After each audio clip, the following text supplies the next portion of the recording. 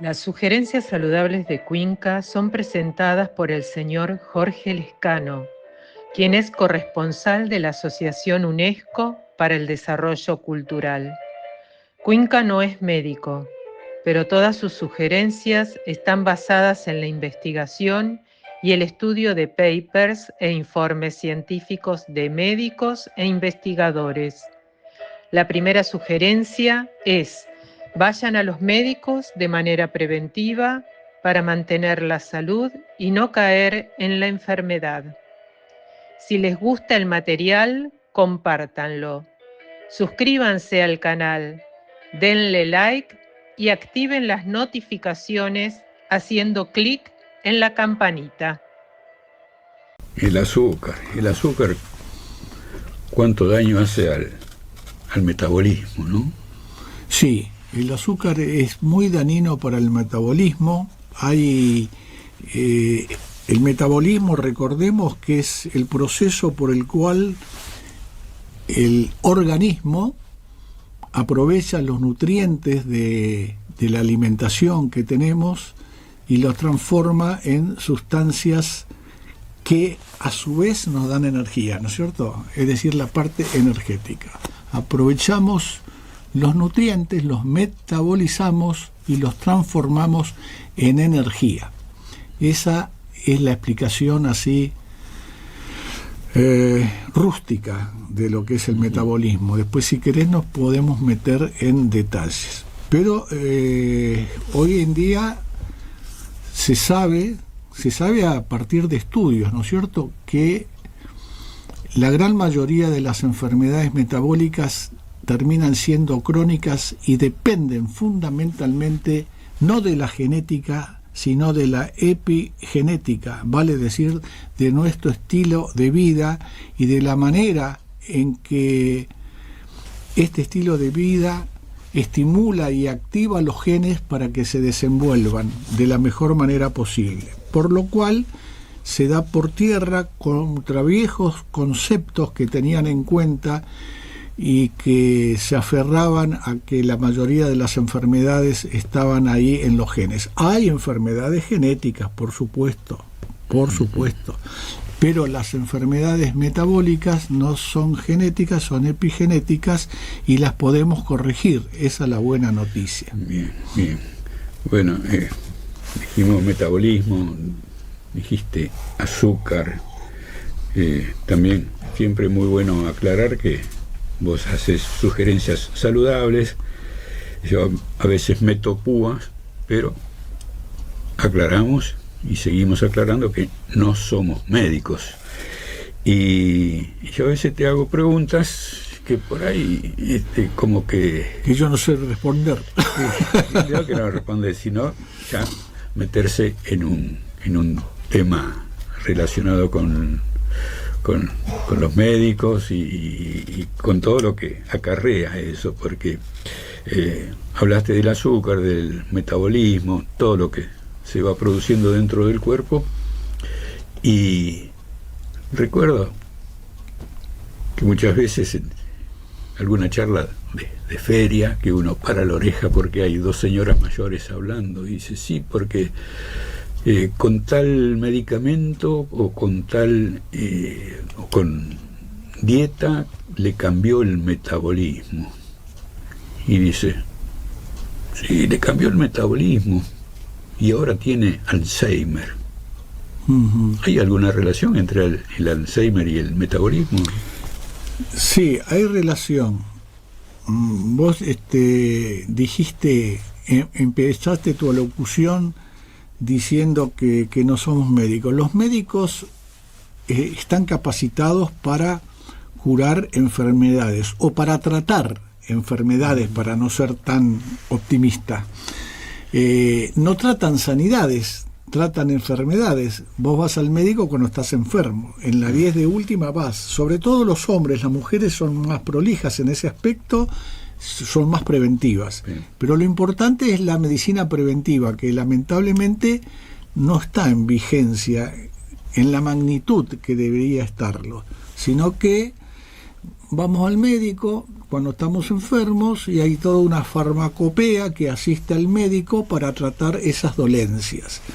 Por eso yo sugiero saludablemente visitar al médico antes de que las dolencias se presenten, porque después, sobre todo las enfermedades metabólicas, es tarde, ya se tornan irreversibles. Me hablas sobre el metabolismo y el Alzheimer. Ese es un tema muy delicado, claro, que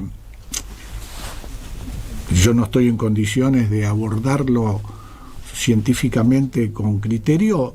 Primero, porque no soy médico; segundo, no soy estudioso ni especialista del tema, pero sí te puedo ilustrar acerca de un informe científico que produjo el doctor David Perlmutter, que tuvo la desgracia de tener un padre con Alzheimer. Entonces él se dedicó a estudiar el tema del Alzheimer, pensando que si fuera genético, él estaría en condiciones también de contraerlo. Claro, Eso claro. lo llevó a hacer las investigaciones. Entonces, si a vos te parece, Jorge, yo me puedo remitir a las conclusiones que sacó este doctor, que es norteamericano, escribió un libro al respecto. A mí me impresionó mucho leer eso, y insisto, no voy a hacer sugerencias sobre cómo tratar el Alzheimer, porque eso me desborda, es un tema de la medicina, pero sí puedo hacer alusión a lo que este doctor dice, y dice lo que vos me acabás de preguntar, si tiene relación metabólica. Se pensó durante mucho tiempo y se sigue pensando que es un problema genético. Él dice, no yo, pero él dice, yo le tengo confianza porque lo vengo leyendo hace tiempo, que el Alzheimer es un problema metabólico. Y el metabolismo, después de la genética, depende de tu estilo de vida. Entonces, una de las conclusiones que pudo sacar en su estudio, haciendo mediciones sobre un gran número de personas, es que las bebidas azucaradas te hacen correr un gran riesgo de Alzheimer si vos las tomás consuetudinariamente, y que además él estima, a partir de estos estudios, que produce una disfunción cerebral que resulta en un encogimiento del cerebro. Es como que se achica el cerebro. Bebidas azucaradas, ¿de qué hablamos siempre nosotros? Del veneno que es el azúcar. Lo voy a seguir diciendo, porque distintos informes científicos que leo, producidos por distintas personas, eruditos que son estudiosos del tema, todos convergen en esta resultante, que el azúcar es un veneno. Entonces, así cortito te contesto, sí, tiene una relación, íntima relación con el metabolismo, porque produce una acumulación de proteínas, el azúcar, a nivel cerebral, formando la placa beta amiloide, que no voy a entrar en detalles, pero es una sustancia enfermiza. Y ahí, en parte lo estás diciendo, pero ¿cuáles son las señales de que el metabolismo funciona mal? Bueno, está bueno eso. ¿Cuáles son las señales que el metabolismo funciona mal? Si tenés glucosa alta, tu metabolismo está funcionando mal. Si tenés resistencia a la insulina, que es cuando tus células le cierran la puerta de entrada a la insulina portadora de la glucosa que sacó de la sangre, transformándote en una persona resistente a la insulina, es decir, las células se tornan resistentes a la insulina, eso está mal. Un caso más extremo, la obesidad, también está mal. Y todo esto, estas son enfermedades metabólicas. La hipertensión, así que ya tenés una tanda de dolencias que tienen que ver con un desorden metabólico. Todo eso se traduce en problemas para la salud. Y la diabetes tipo 3, como suele llamarse en algunos casos, que no es otra cosa que el Alzheimer. Pero para eso ya venís con problemas: resistencia a la insulina, diabetes, hipertensión, obesidad, etcétera, etcétera, etcétera. Todos esos son problemas metabólicos detectables a tiempo y se puede accionar sobre ellos. Son reversibles, dependiendo en qué momento los encontrás y los atacás y accionás sobre ellos. Una vez que se instaló la enfermedad, ya es tarde, ¿viste? Es tarde. Hay un término que circula siempre en la mesa y vos lo tenés bien explicado siempre, el tema de las mitocondrias. Claro. ¿No? ¿Qué ocurre ahí? ¿Qué pasa con las mitocondrias? Claro, recordemos que la mitocondria es aquella usinita que está adentro, es un orgánulo que está dentro de las células. Y una célula puede tener hasta 1000 mitocondrias, sí. 1000 usinas que producen ATP, que es la moneda energética de sin-trifosfato. Ese ATP se produce en presencia de oxígeno con los nutrientes, que ya sabemos cuáles son los nutrientes, ¿no? Glucosa, grasas y proteínas.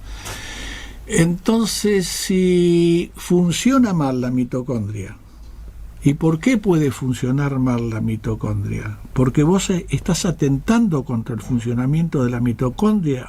Puede ser por exceso de azúcar.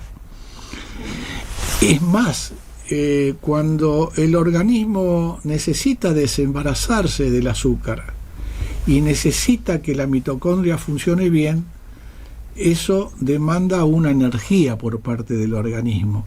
Energía que le quitas al organismo a la hora de producir ATP, es decir, va a producir menos ATP. Y vos vas a estar cansado, vas a estar desganado, vas a estar debilitado. Así que es fundamental la salud mitocondrial, ¿no es cierto? Cuanto más mitocondrias tienes, más energía vas a tener. O sea que... Alguna vez citamos el ejemplo pueril, pero muy elocuente, de un trineo arrastrados por 2 perros o por una jauría de perros, de 100 perros. 100 mitocondrias van a tirar el trineo mucho más fácil que 2. O sea que tenemos que tratar de que la mitocondria tenga buena salud. Claro. Depende de la salud de las mitocondrias. Porque hay mitocondrias en las células cerebrales. Y si esas mitocondrias están funcionando, son disfuncionales por las razones que acabo de decir, por un mal estilo de vida, por comer mal, y bueno, vas a tener problemas cerebrales, vas a tener disfunciones cerebrales. Una de ellas grave es el Alzheimer. Sí.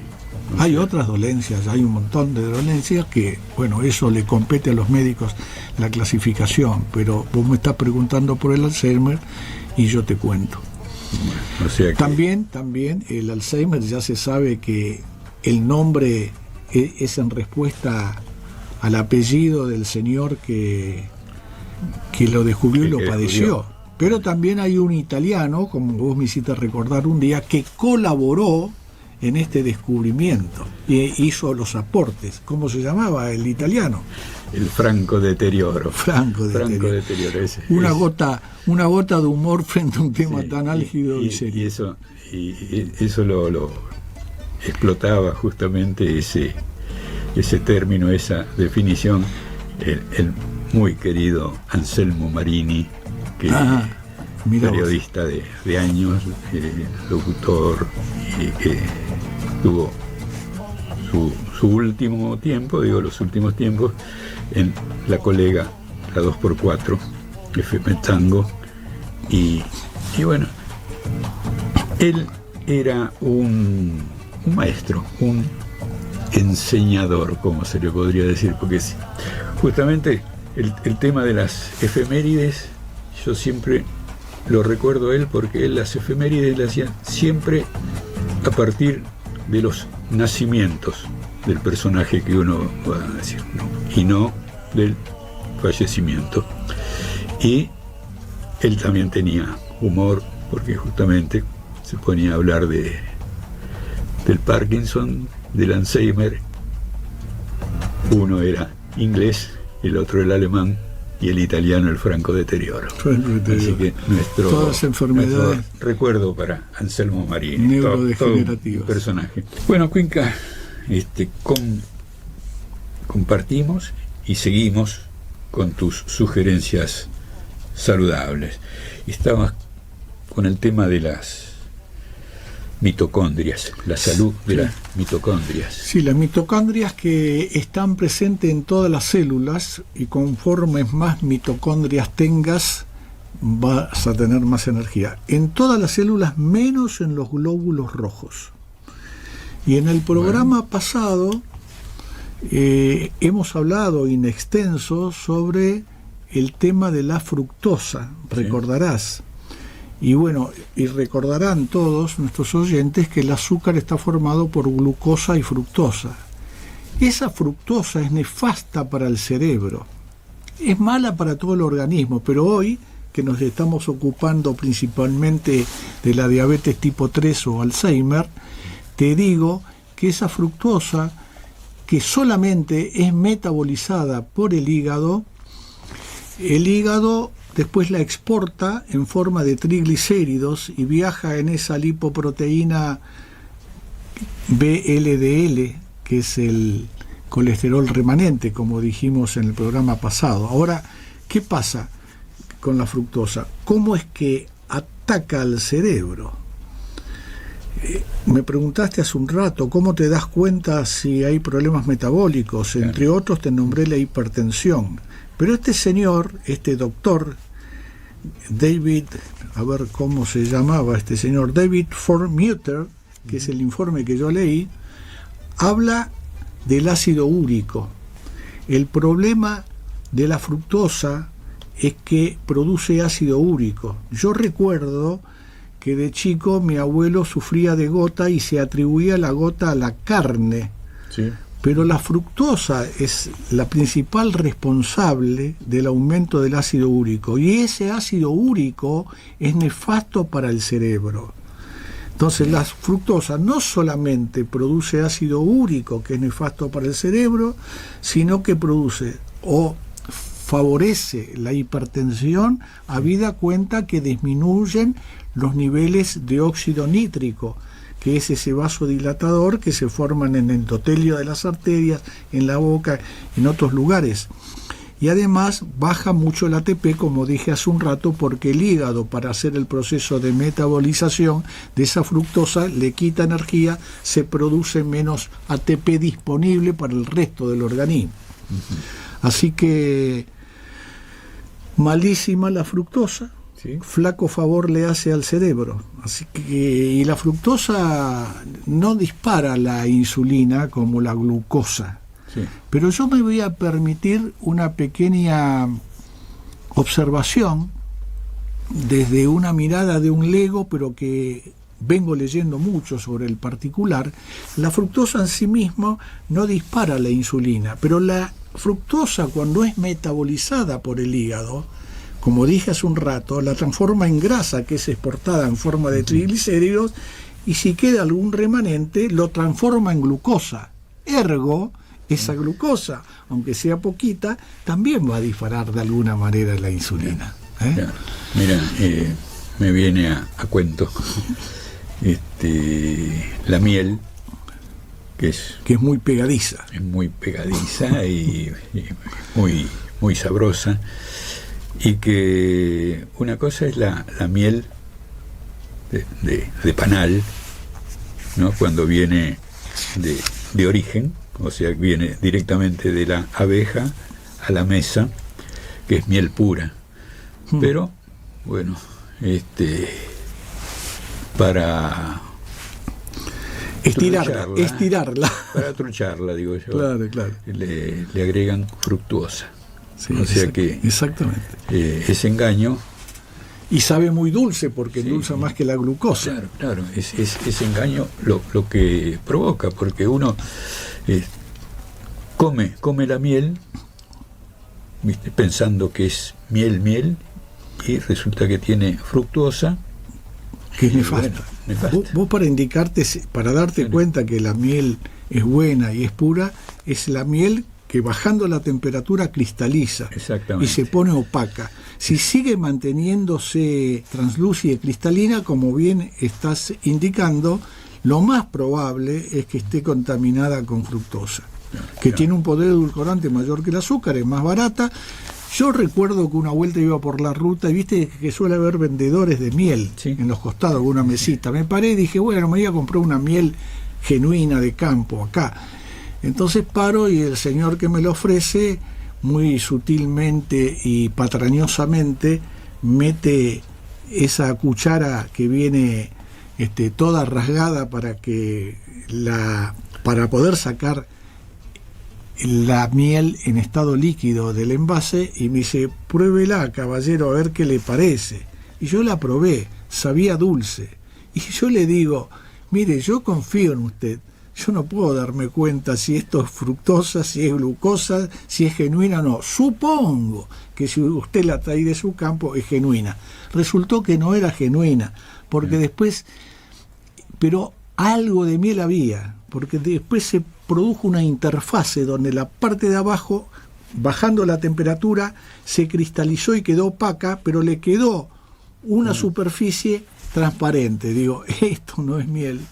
Esto no es miel. Es tremendo, hacen trampa en todos lados. Mitad y mitad. O como cuando éramos chicos, hace un ratito nada más, cuando éramos jovencitos, que pasaba el lechero por la puerta de casa y... Vos sos de la época que pasaba con la vaca. Sí. La ordeñaban en el zaguán. En el zaguán.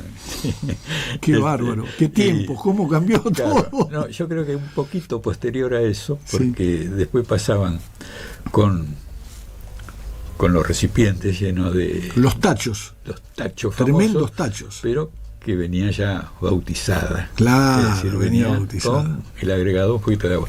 Quizá era mucho más beneficioso, porque cuando venía recién ordeñada traía mucha grasa, mucha crema, y era muy pesada. Era pesada, pero era para los estándares de la época no era buena porque era muy grasosa. Para los estándares actuales, que se descubrió que la grasa es buena, es la mejor leche. Tal cual. Mi primo en el campo recogía la nata. Lo que se formaba arriba del tacho, que no era nata, era crema. Era riquísimo comer eso. Y muy saludable. Mucha proteína, mucha grasa. Y se comía sobre el pan. Claro. Después siguió el famoso pan con manteca. Exactamente. Se untaba como manteca. Bueno, hablaste de las mitocondrias, hablaste de la salud, hablaste... bueno, en cuanto a comer fructuosa o cosas dulces antes de irnos a dormir. Antes de irnos a dormir. ¿Qué tan saludable puede ser? Porque a veces, y como postre me como unas cucharadas de miel o algo, o algún dulce. Bueno, no sería. Y me voy a dormir enseguida. No sería conveniente. Primero, que no es conveniente ir a dormir enseguida después de comer cualquier cosa. Sí. Mucho menos fructosa o glucosa. ¿Por qué?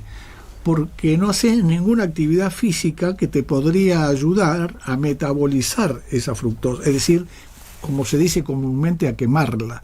Te vas a dormir con toda esa azúcar. Eso no es bueno. Pero lo importante para el tema del Alzheimer, que es lo que nos ocupa hoy, o que pretendemos ocuparnos hoy, son la cantidad de horas de sueño.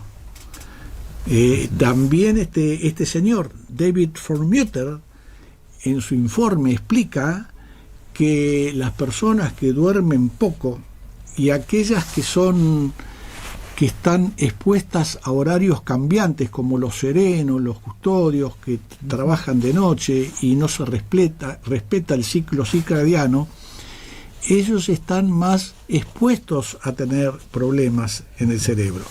Primero, la cantidad de horas.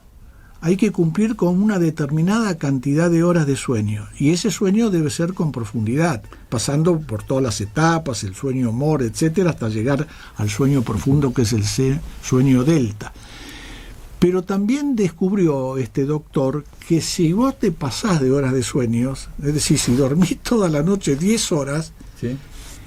Eso también tiende a perjudicar el cerebro. Tanto mucho sueño como poco sueño. Él se remite al Alzheimer. A mí me da miedo ser tan categórico porque no me consta más que lo que él dice es que sube el Alzheimer con muchas horas de sueño o con pocas horas. Tiene que estar equilibrado. Es sutil el tema. Sí, porque se dice que cuando uno se va a dormir, que ya estando o comenzando a descansar, la glucosa es cuando también pega el saltito, claro, ¿no? Sí, sube. Y cuando te despertás también sube porque sube el cortisol. Porque el cortisol, que es la hormona que te lleva a accionar, a poder despertarte para cometer todas las tareas, eso te hace subir el azúcar. Por eso nos hacen medir el azúcar en ayunas, el azúcar, la glucosa sérica en ayunas. Aunque es una foto, es un indicativo acerca de tu estado de salud. Pero lo mejor es medir la HbA1c, que es la glicosilada, que es el promedio de los últimos 3 o 4 meses, porque los glóbulos rojos tienen una vida de 3 meses promedio. Bien. Sí, yo me imagino, porque hablas de Alzheimer como diabetes tipo 3. Digo, si nosotros nos vamos a dormir, ayudamos a ese pico de glucosa tan alto comiendo cosas dulces. Claro. Me imagino que es más propenso el Alzheimer a empezar a que llegue el Alzheimer. Vos sabés que lo importante no es tanto el pico como se viene hablando. No me refiero al caso particular de cuando nos vamos a dormir. Voy a hablar en general, ¿no es cierto? Vos ingerís algo dulce con glucosa, con fructosa. La fructosa no actúa sobre la insulina, la glucosa sí actúa sobre la insulina, activa la insulina, pero se pueden llegar a picos importantes después de comer, que es la medición que se llama postprandial, que es la glucosa que tienes después de comer. Lo importante es cuánto tiempo tarda ese pico en bajar para el estado de salud. Si vos tenés un metabolismo en el que se sube de postprandial, tenés 160, que no es mucho, bastante normalito eso, y bajás rápidamente, quiere decir que tenés un metabolismo que funciona muy bien. El metabolismo de un joven puede ser, de un adolescente, lo va a bajar rápidamente. Pero si vos te mantenés con niveles altos, eso es pernicioso porque va a mantener la insulina con niveles altos, y la insulina con niveles altos, que se siente frustrada en su afán de llevar la glucosa a las células, produce con el tiempo inflamaciones subclínicas. Y recordarás vos, Jorge, que la inflamación subclínica deteriora el endotelio de las arterias y hace que el colesterol, que es una grasa muy buena, acuda como un bombero a auxiliar, a tapar ese bache, esa injuria que produjo la glucosa. La inflamación lastimó el endotelio y el colesterol va en ayuda. Por eso dicen el colesterol alto es malo. No. El colesterol alto va en ayuda. Lo que es malo es la inflamación y las injurias que produce esa inflamación y que da lugar a todas las enfermedades metabólicas. Bueno, Cuenca, nos endulzamos con este programa de hoy. Hay un tango que se llama Ahí va el dulce. Te invito al cierre y bueno, quedaron flotando algunas preguntas todavía, pero te invito a el aforismo. Bueno, vos sabés que la homeostasis, para explicarlo de una manera muy sencilla y se entienda esa palabrota, no es otra cosa que el equilibrio del organismo. Cuando todas las variables biomédicas están en equilibrio, vos vas a estar en estado de salud, y a eso se le dice homeostasis. Entonces el aforismo dice así: la entropía esa enemiga de la homeostasis.